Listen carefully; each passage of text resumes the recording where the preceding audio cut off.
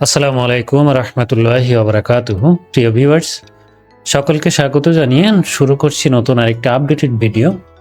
আপনারা আমার স্ক্রিনে দেখতে পাচ্ছেন শিক্ষা প্রতিষ্ঠানে ম্যানেজিং কমিটির সভাপতি হতে শিক্ষাগত যোগ্যতা শিথিল করা হয়েছে। অর্থাৎ শিক্ষা প্রতিষ্ঠানে সভাপতি হতে গেলে অর্থাৎ ম্যানেজিং কমিটি কিংবা গভর্নিং বডির সভাপতি হতে গেলে এখন থেকে শিক্ষাগত যোগ্যতা আর প্রয়োজন হবে না।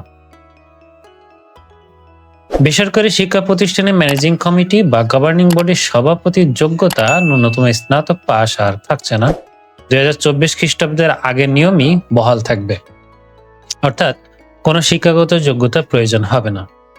বেসরকারি শিক্ষা প্রতিষ্ঠানের ম্যানেজিং কমিটি গভর্নিং বডির সভাপতি হতে গেলে ন্যূনতম শিক্ষাগত যোগ্যতা স্নাতক পাশের নিয়ম বাতিল করেছে সরকার। প্রবিধানমালা সংশোধন করে কমিটির সভাপতির যোগ্যতা শিথিল করা হচ্ছে। অর্থাৎ ম্যানেজিং কমিটি বা গভর্নিং বডির সভাপতি হতে কোনো শিক্ষাগত যোগ্যতার প্রয়োজন হবে না।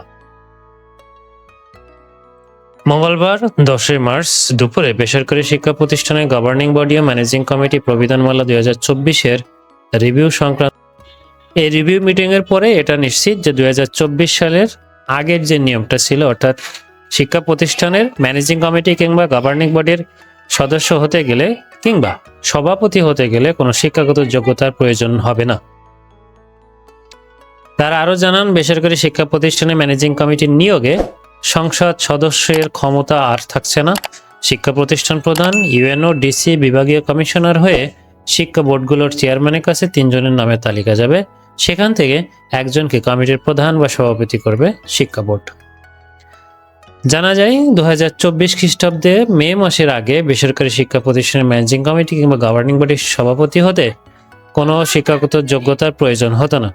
আওয়ামী লীগ সরকার 2024 খ্রিস্টাব্দের মে মাসে এই নীতিমালাটি প্রণয়ন করে, যেখানে বলা হয়েছিল এইচএসসি বা সমমান পরীক্ষায় অনুত্তীর্ণ কোনো ব্যক্তি শিক্ষা প্রতিষ্ঠানের ম্যানেজিং কমিটির সভাপতি পদে নির্বাচিত হতে পারবে না।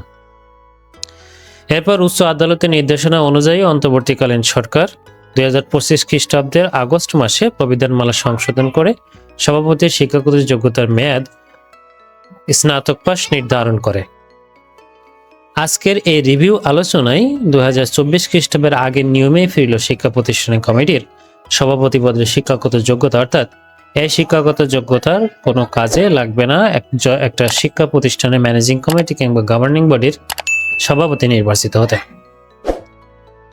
সরকারের উচ্চ পর্যায়ের এই সিদ্ধান্তের ফলে আশা করি বিএনপি সরকারের প্রতি শিক্ষক সমাজের একটা নেতিবাচক দৃষ্টি পড়বে, কারণ শিক্ষা প্রতিষ্ঠানের ম্যানেজিং কমিটি কিংবা গভর্নিং বডির সভাপতি পদে যদি শিক্ষিত ব্যক্তি না আসে, সেক্ষেত্রে শিক্ষা প্রতিষ্ঠান তার দিক নির্দেশনা খুঁজে পাবে না। শিক্ষা প্রতিষ্ঠানের সভাপতি নির্বাচনের এই শিক্ষাগত যোগ্যতাটি না থাকার বিষয়টি আপনারা কিভাবে দেখছেন কমেন্ট বক্সে আপনারা জানাতে পারবেন। আজ এ পর্যন্তই। আশা করি সকলে ভালো থাকবেন, সুস্থ থাকবেন এবং সরকারের এই সিদ্ধান্তের প্রতি আমার অভিযোগটি জানিয়ে রাখলাম। আশা করি সরকার এ বিষয়ে অধিকতর সিদ্ধান্ত গ্রহণ করবেন। সকলে ভালো থাকবেন, সুস্থ থাকবেন। আসসালামু আলাইকুম।